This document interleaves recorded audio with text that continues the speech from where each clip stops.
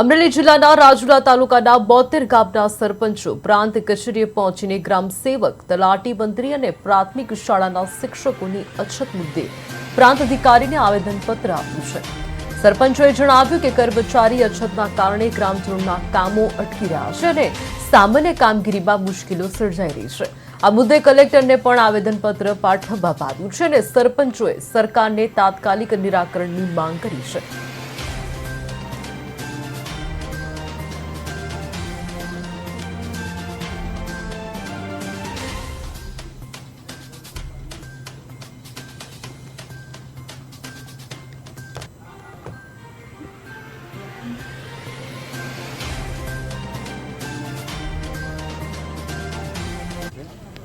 पहली मांगणी ग्राम सेवकनी, बीजी तलाटी मंत्रीनी અને ત્રીજી શિક્ષકોની।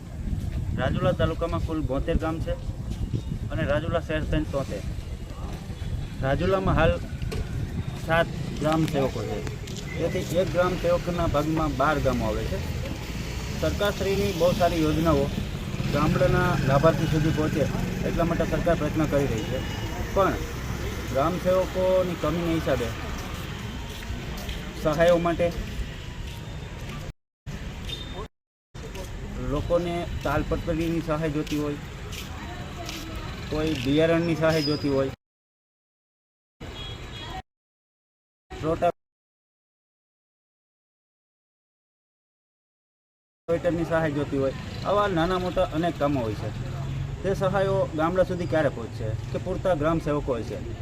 ગ્રામ સેવકો કામ કરે છે, પણ એના પાસે એક ગ્રામ સેવક પાસે 12 ગામ છે, એટલે એ સમયસર પહોંચી નથી શકતા, જેથી ગામડાના છેવાડાના માનવીઓ છે એને આ સરકારની યોજનાનો લાભ મળતો નથી।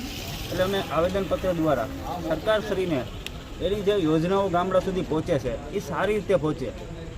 સરકારને અમે સ્થાનિક કક્ષાએથી ગામ લોકોની દરેક સરપંચો સુધી રજૂઆત આવતી હોય કે ગામ સેવકોની ઘટ છે, શિક્ષકોની ઘટ છે, તલાટીની ઘટ છે, આવા અનેક મુદ્દાને લઈને ગામ લોકોની માંગણીને અમે વાસા આપવા માટે 72 ગામના સરપંચો વતી અમારું પરિષદ દ્વારા એક આવેદનપત્ર આપ્યું છે કે અમારી માંગણી એવી છે કે દરેક ગામમાં 2 ગામ દીઠ એક તલાટી છે, એમાં 3 ગામમાં થાય તો પણ ચાલશે। જે ઘટ છે તલાટીની, એ તલાટીની ઘટ પૂરી થાય, ગામ સેવકોની છે ઘટ પૂરી થાય। ગામ સેવકોની વાત કરીએ તો 72 તાલુકા વચ્ચે 6 ગામ સેવક છે હાલમાં, તો દરેક ગામ સેવક પાસે 10 ગામ છે, તો કઈ રીતે પહોંચી વળવાના છે, જેથી કરીને ખેડૂતોના કામો થતા નથી।